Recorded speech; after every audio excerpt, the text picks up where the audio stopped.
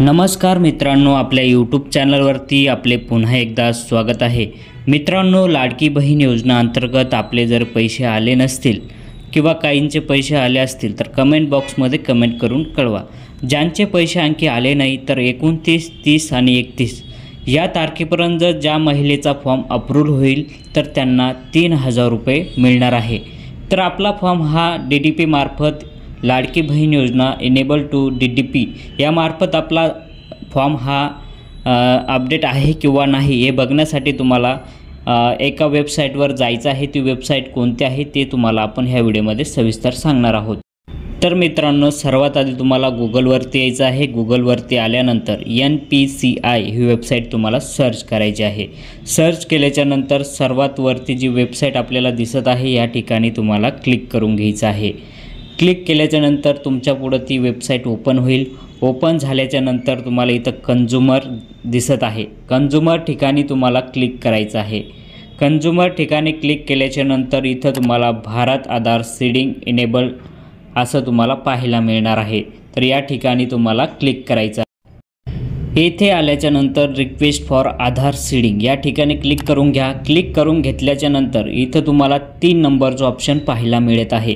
Gate आधार mapping status या ठिकाणी तुम्हाला क्लिक करायचं आहे। या ठिकाणी क्लिक केल्याच्या नंतर इथं तुम्हाला तुमचा 12 अंकी आधार क्रमांक टाकून घ्यायचा आहे। त्यानंतर कॅप्चा टाकायचा आहे। हे सर्व टाकल्याच्या नंतर चेक स्टेटस या ठिकाणी क्लिक करायचं आहे। आता तुमचं आधार कार्ड DDP मार्फत तुमच्या आधारशी बँक खाते लिंक आहे की नाही हे तुम्हाला लगेच कळणार आहे। आता हे सर्च होत आहे।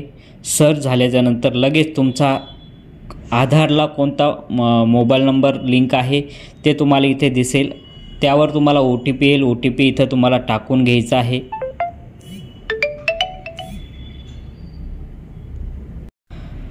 OTP टाकल्यानंतर तुम्हाला सबमिट या बटनवर क्लिक करायचं आहे। सबमिट केल्यानंतर परत तुमचं ते व्हेरीफाय करत आहे।